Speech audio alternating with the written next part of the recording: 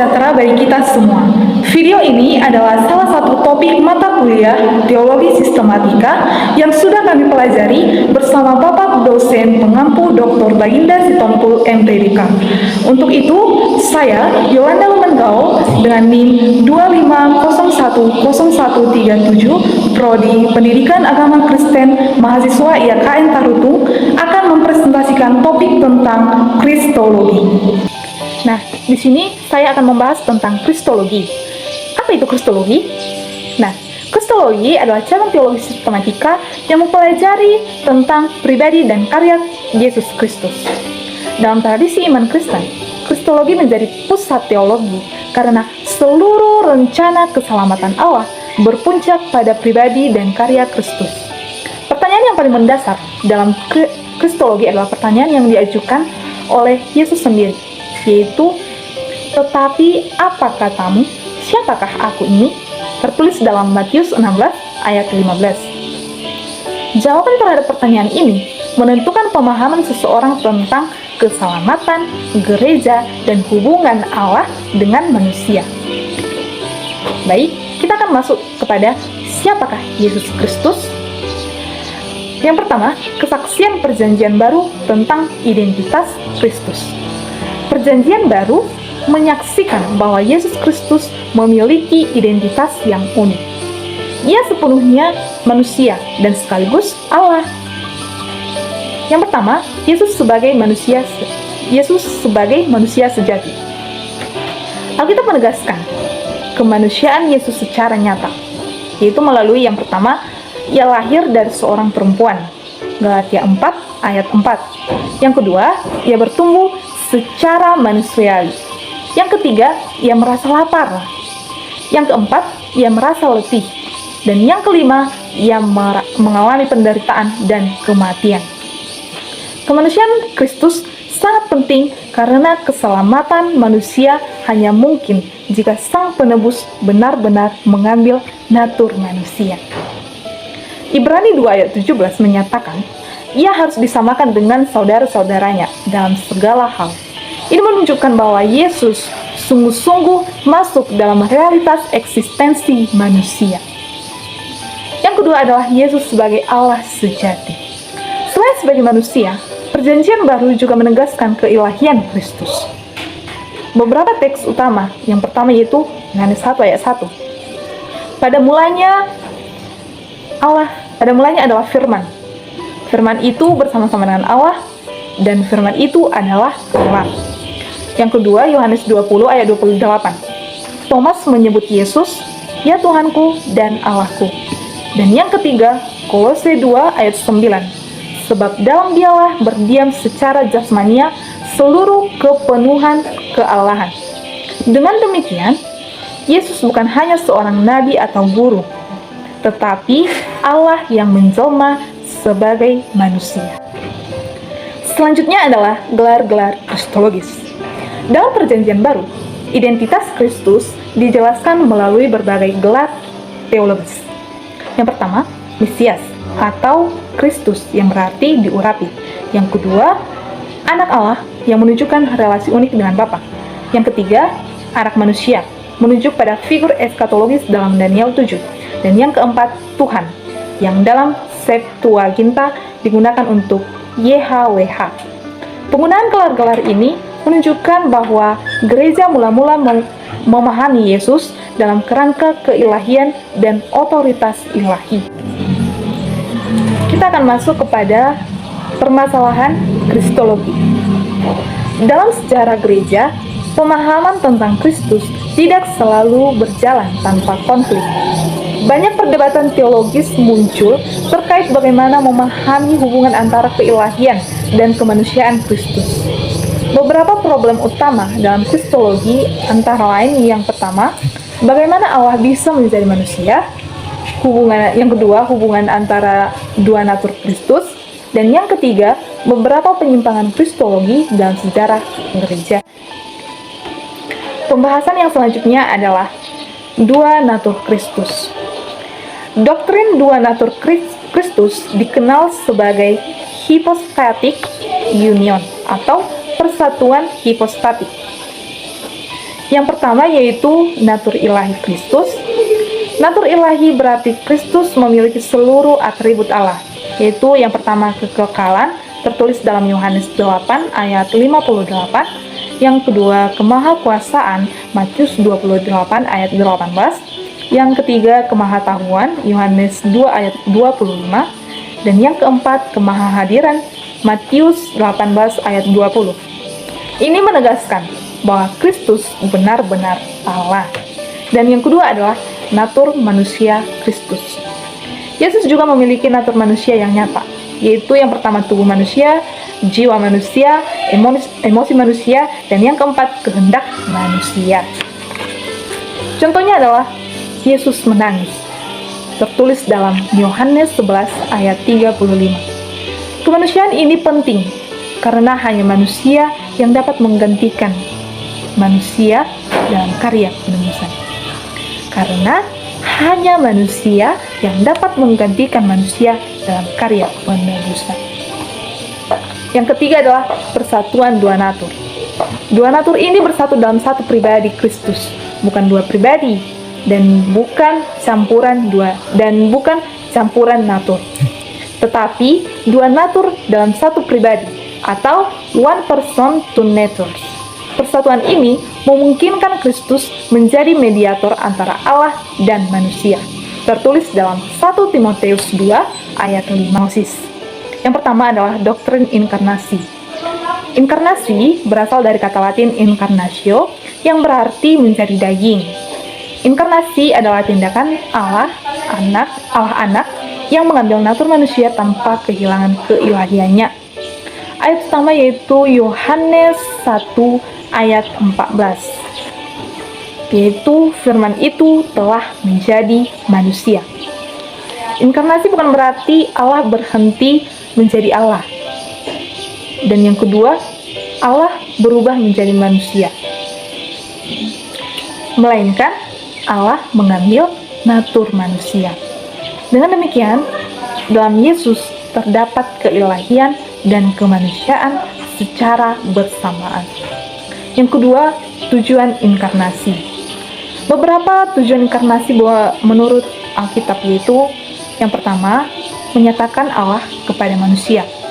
Tertulis dalam Yohanes 1 ayat 18 yang berbunyi, anak tunggal Allah, dialah yang menyatakannya.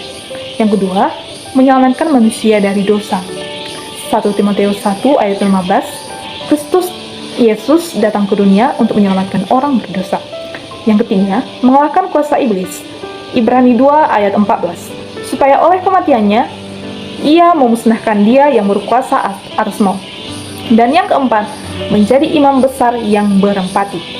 Ibrani 4 ayat 15. Ia telah dicobai sama seperti kita. Yang ketiga adalah doktrin kenosis.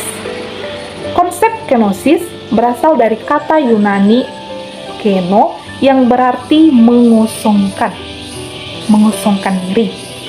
Dasarnya terdapat dalam Filipi 2 ayat 6-7 yang berkata, ia yang walaupun dalam rupa Allah tidak menganggap kesetaraan dengan Allah sebagai milik yang harus dipertahankan, melainkan telah mengosongkan dirinya. Kenosis ini berarti bahwa Kristus kehilangan keilahiannya, tetapi bahwa ia secara sukarela membatasi penggunaan hak-hak ilahinya. Ia mengambil yang pertama, rupa seorang hamba, yang kedua kondisi manusia, yang ketiga kehidupan dalam kerendahan. Yang keempat, makna teologis kenosis. Kenosis menunjukkan beberapa hal penting. Yang pertama, kerendahan hati Allah. Allah menyatakan diri bukan dalam kemegahan, tetapi dalam kerendahan. Yang kedua, pola hidup bagi orang percaya. Filipi 2 ayat 5 menyatakan, hendaklah kamu dalam hidupmu bersama menaruh pikiran dan perasaan yang terdapat juga dalam Kristus Yesus. Dan yang ketiga, paradoks kemuliaan Allah. Dalam teologi salib, kemuliaan Allah justru dinyatakan melalui penderitaan dan pengorbanan Kristus. Nah, yang menjadi kesimpulan teologis yaitu Kristologi menegaskan bahwa Yesus Kristus adalah pusat wahyu dan karya keselamatan. Alkitab menyatakan bahwa Ia adalah Allah sejati dan manusia sejati yang bersatu dalam satu pribadi. Inkarnasi dan kenosis menunjukkan bahwa Allah mendekati manusia bukan melalui kekuasaan semata, tetapi melalui kasih yang merendahkan diri. Dengan demikian, Kristologi bukan sekedar doktrin teologis, tetapi dasar iman Kristen yang menentukan pemahaman tentang keselamatan, gereja, dan kehidupan Kristen. Sebagaimana ditegaskan oleh Rasul Paulus, karena di dalam Dialah tersembunyi segala harta, hikmat, dan pengetahuan. Kolose 2 ayat yang ketiga. Selanjutnya adalah pembahasan dalam 3 jabatan Kristus. Dalam teologi sistematika, karya Kristus sering dipahami melalui konsep 3 jabatan Kristus yang dikenal sebagai munus triplex atau threefold office, yaitu nabi, imam, dan raja. Konsep ini berakar pada struktur kepemimpinan religius dalam Perjanjian Lama, di mana Allah memimpin umatnya melalui 3 fungsi utama, yaitu nabi menyampaikan firman Allah, dan yang kedua, imam yang menjadi perantara antara Allah dan manusia, serta raja yang memerintah umat Allah. Dalam Perjanjian Baru, ketiga fungsi tersebut mencapai kepenuhannya dalam pribadi Yesus Kristus. Dalam Perjanjian Baru, ketiga fungsi tersebut mencapai kepenuhannya dalam pribadi Yesus Kristus. Ia bukan sekedar menjalankan salah satu jabatan tersebut, tetapi menggenapi ketiganya secara sempurna. Yang pertama, Kristus sebagai nabi. Dalam Perjanjian Lama, nabi adalah orang yang dipanggil Allah untuk menyampaikan firman-Nya. Nabi berfungsi sebagai mediator wahyu, yaitu menyatakan kehendak Allah kepada manusia. Dasar Alkitabiah Ulangan 18 ayat 15 menyatakan nubuat tentang nabi yang akan datang, yaitu seorang nabi dari tengah-tengahmu seperti aku akan dibangkitkan bagimu oleh Tuhan Allahmu. Perjanjian Baru memahami nubuat ini sebagai referensi kepada Kristus atau Kisah Para Rasul 3 ayat 22. Yesus menjalankan fungsi kenabian dengan yang pertama, memberitakan kerajaan Allah, tertulis dalam Markus 1 ayat 14-15. Yang kedua, mengajar dengan otoritas ilahi, atau Matius 7 ayat 29. Dan yang ketiga, menyatakan kebenaran Allah, Yohanes 8 ayat 26. Dalam Yohanes 1 ayat 18 ditegaskan bahwa Yesus adalah penyataan Allah yang sempurna. Tidak seorang pun yang pernah melihat Allah, tetapi Anak Tunggal Allah. Dialah yang menyatakannya. Dengan demikian, Kristus tidak hanya membawa wahyu, tetapi Ia sendiri adalah wahyu Allah yang hidup. Yang kedua adalah Kristus sebagai imam. Dalam sistem ibadah Israel, imam berfungsi sebagai perantara antara Allah dan manusia, khususnya dalam hal pengorbanan dosa. Kitab Ibrani memberikan penjelasan paling komprehensif mengenai jabatan imam Kristus. Kristus sebagai imam besar, Ibrani 4 ayat 14 menyatakan, kita mempunyai imam besar agung, yaitu Yesus anak Allah sebagai imam besar. Sebagai imam besar, Kristus memiliki 2 fungsi utama, yaitu yang pertama, mempersembahkan korban bagi dosa, dan yang kedua, menjadi perantara bagi umat manusia. Namun, terdapat perbedaan mendasar antara imam Perjanjian Lama dan Kristus. Imam Perjanjian Lama mempersembahkan korban hewan, sedangkan Kristus mempersembahkan dirinya sendiri sebagai korban yang sempurna. Ibrani 9 ayat 26 menyatakan, Ia telah menyatakan dirinya satu kali saja untuk selama-lamanya, untuk menghapuskan dosa oleh korbannya. Dengan demikian, karya imam Kristus bersifat final dan sempurna. Yang ketiga adalah jabatan Kristus sebagai Raja. Jabatan raja dalam Perjanjian Lama berkaitan dengan pemerintah Allah atas umatnya. Raja ideal dalam tradisi Israel diharapkan berasal dari keturunan Daud. Perjanjian Lama menubuatkan datangnya seorang raja mesiani yang akan memerintah selamanya. Contoh, 2 Samuel 7 ayat 13 menyatakan bahwa tahta keturunan Daud akan ditegakkan untuk selama-lamanya. Perjanjian Baru melihat penggenapan nubuat ini dalam Yesus Kristus. Kerajaan Kristus, Yesus menyatakan, "Kerajaanku bukan dari dunia ini." Atau Yohanes 18 ayat 36. Kerajaan Kristus bersifat yang pertama rohani, eskatologis, dan universal. Setelah kebangkitan, Kristus menerima otoritas kosmis. Matius 28 ayat 18 menyatakan, "Kepadaku telah diberikan segala kuasa di surga dan di bumi." Dengan demikian, Kristus adalah Raja Mesianik yang memerintah atas gereja dan seluruh ciptaan. Selanjutnya adalah ketidakberdosaan Kristus.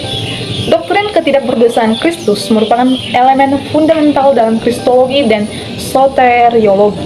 Tanpa ketidakberdosaan Kristus, karya penebusan tidak mungkin terjadi. Yang pertama, kesaksian Alkitab tentang ketidakberdosaan Kristus. Perjanjian Baru secara konsisten menegaskan bahwa Yesus tidak berdosa.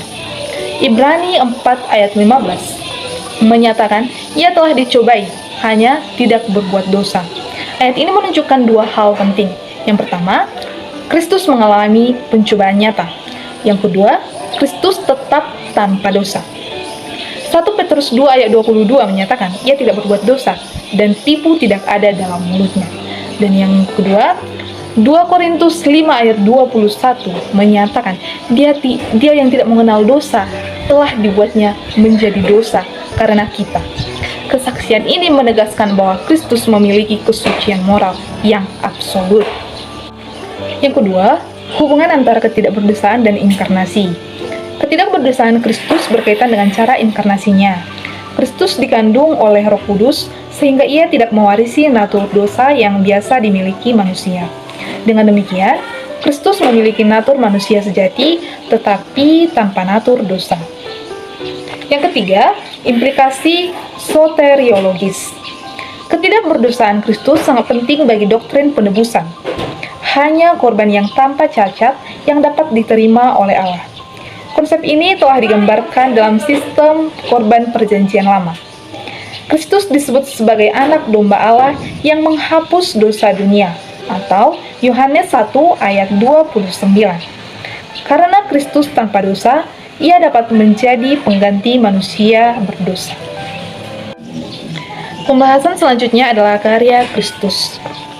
Dalam teologi sistematika, karya Kristus biasanya dipahami dalam kerangka soteriologi, yaitu karya penyelamatan Allah melalui Kristus.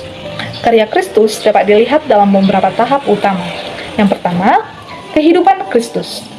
Kehidupan Yesus bukan hanya persiapan bagi penyaliban, tetapi bagian integral dari karya penebusan.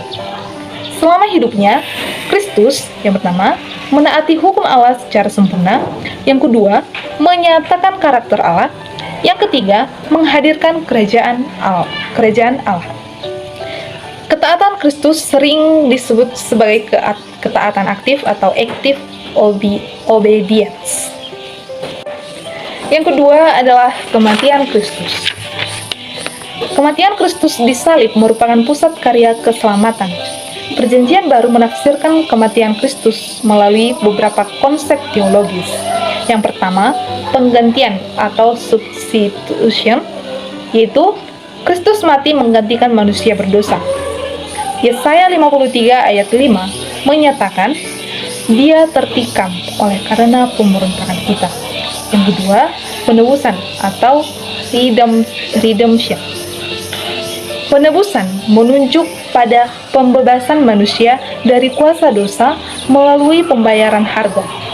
Markus 10 ayat 45 menyatakan, Anak manusia datang untuk memberikan nyawanya menjadi tebusan bagi banyak orang. Yang ketiga, pendamaian atau reconciliation. Melalui salib, hubungan antara Allah dan manusia dipulihkan. Roma 5 ayat 10 menyatakan bahwa manusia diperdamaikan dengan Allah melalui kematian Kristus. Yang keempat, pendamaian dosa atau propitiation. Kematian Kristus memuaskan keadilan Allah terhadap dosa. Roma 3 ayat 25 menyatakan bahwa Kristus menjadi korban pendamaian. Yang ketiga adalah kebangkitan Kristus. Kebangkitan merupakan konfirmasi ilahi terhadap karya Kristus. Tanpa kebangkitan, kematian Kristus tidak memiliki makna penyelamatan. 1 Korintus 15 ayat 17 menyatakan, jika Kristus tidak dibangkitkan, maka sia-sialah iman kamu. Kebangkitan menunjukkan, yang pertama, kemenangan atas dosa. Yang kedua, kemenangan atas maut. Dan yang ketiga, awal standar. Yang keempat, kenaikan Kristus. Setelah kebangkitan, Kristus naik ke surga dan dimuliakan. Efesus 1 ayat 20-21 menggambarkan bahwa Kristus sekarang duduk di sebelah kanan Allah. Kenaikan menunjukkan, yang pertama, pemuliaan Kristus, dan yang kedua, pemerintahan Kristus atas gereja. Yang kelima adalah pelayanan Kristus saat ini. Kristus tidak berhenti bekerja setelah kenaikannya. Ia menjalankan pelayanan sebagai, yang pertama, imam besar yang menjadi pengantara atau Ibrani 7 ayat 25. Yang kedua, kepala gereja atau Efesus 1 ayat 22. Dan yang ketiga, raja atas segala ciptaan. Adapun yang terakhir adalah kedatangan Kristus yang kedua. Karya Kristus akan mencapai kepenuhannya dalam parousia atau kedatangan kembali. Pada saat itu, Kristus akan menghakimi dunia, kerajaan Allah akan dinyatakan secara penuh, penebusan ciptaan akan disempurnakan. Adapun kesimpulan teologis yang dapat diambil yaitu Kristologi menunjukkan bahwa karya keselamatan Allah mencapai puncaknya dalam pribadi dan karya Yesus Kristus sebagai, yang pertama, Nabi, Kristus menyatakan Allah kepada manusia. Yang kedua, imam, Kristus mempersembahkan dirinya sebagai korban bagi dosa. Dan yang ketiga, raja, Kristus memerintah atas umat Allah dan seluruh ciptaan. Ketidakberdosaan Kristus menjadikannya korban yang sempurna, sedangkan karyanya dalam kehidupan, kematian, kebangkitan, dan kenaikannya membuka jalan keselamatan bagi umat manusia. Dengan demikian, Kristologi bukan hanya doktrin teologis, tetapi fondasi bagi pemahaman tentang keselamatan gereja dan pengharapan eskatologis umat Kristen. Demikianlah penjelasan saya terhadap topik Kristologi. Semoga bermanfaat bagi kita dalam Kristologi secara alkitabiah dengan baik dan benar. Terima kasih.